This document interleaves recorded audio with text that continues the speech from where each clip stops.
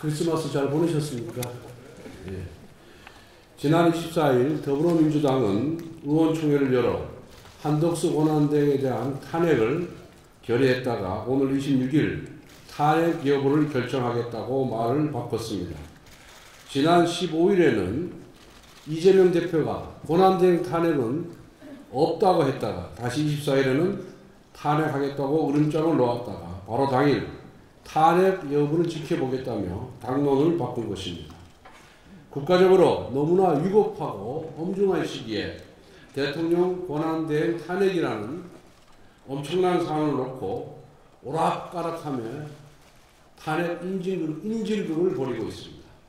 이런 행태는 한마디로 민주당이 얼마나 무책임한 정치 집단인지 국정 안정에 협력하겠다는 말이 얼마나 새빨간 거짓말인지 이재명 대표 사보 리스크를 덮을 수만 있다면 국정을 마비시키고 정부를 초토화시키고 국가를 침몰시켜도 상관없다는 민주당의 본색을 드러내고 있습니다. 민주당의 제멋대로 행보는 권한대행 탄핵 정족수에 대한 억지 해석에서도 볼 수 있습니다. 민주당은 국회 과반동의로 권한대행을 탄핵할 수 있다고 우기는 중입니다. 그러나 이는 헌법의 기본 취지를 망각한 무지한 주장입니다. 다른 국무위원과 달리 대통령 탄핵 정족수가 3분의 2인 이유가 무엇입니까? 국정을 통할하는 대통령이 과반으로 탄핵이 될 경우 상시적 국정 혼란의 위험이 있기 때문입니다. 지금 한덕수 권한대행은 대통령의 직무를 대리하고 있습니다. 민주당이 거론하는 탄핵사유 역시 대통령의 직무에 해당하는 것입니다. 당연히 탄핵 정족수는 대통령을 그 기준으로 해야 합니다. 헌법재판소가 발간한 해설서를 보더라도 헌법재판연구원의 헌법재판소법 주석입니다. 권한대행자의 탄핵소추 발의 및 의결의 정족수는 대행되는 공직자의 그것을 기준으로 한다라고 명백하게 밝히고 있습니다. 만약 민주당의 주장처럼 국회 과반만으로 한덕수 권한대행을 탄핵한다면 그 다음 권한대행 역시 과반으로 탄핵이 가능합니다.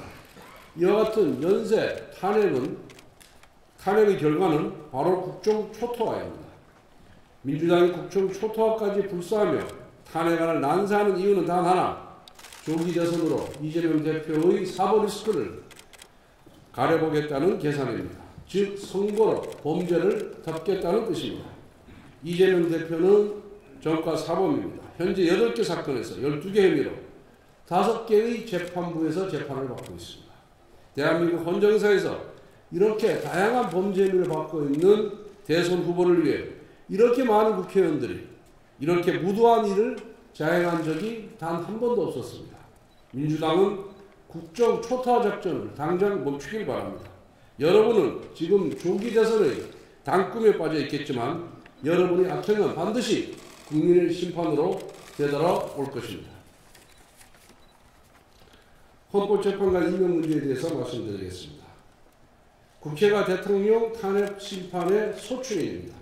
탄핵 소추인인 국회가 탄핵을 심판하는 헌법재판관을 추천하는 것은 마치 검사가 판사를 고르는 것과 마찬가지입니다. 그것도 전체 3분의 1에 해당하는 9명 중 3명씩이나 추천하는 것은 탄핵 심판의 공정성을 매우 크게 훼손하는 것입니다. 이미 판례가 있습니다. 윤석열 대통령이 검찰총장이었을 때 당시 추미애 법무장관이 윤석열 총장에 대한 징계 청구를 하고 나서 징계위원 1명을 추가 임명했습니다. 서울고등법원이 징계를 청구한 법무장관이 징계를 심사하는 징계위원을 위촉한 것이 헌법상 적정 절차 위반이라고 징계 처분 자체를 무효라고 판시하였습니다. 이러한 판례 위촉을 볼 때 국회가 추천한 헌법재판관 3인 임명을 함부로 강행하면 탄핵 심판 자체가 무효화될 수도 있는 중대 사안입니다. 그리고 박근혜 대통령이 아직 직무정지일 때 황교안 권한대행이 헌법재판관을 임명하지 않았고 탄핵이 인용된 이후에 임명한 전례가 있습니다.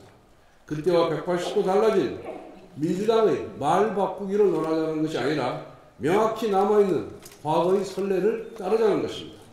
한덕수 권한대행은 민주당의 협박과 강요에 따라 헌법재판관을 임명해서는 안 된다는 것을 분명히 말씀드립니다.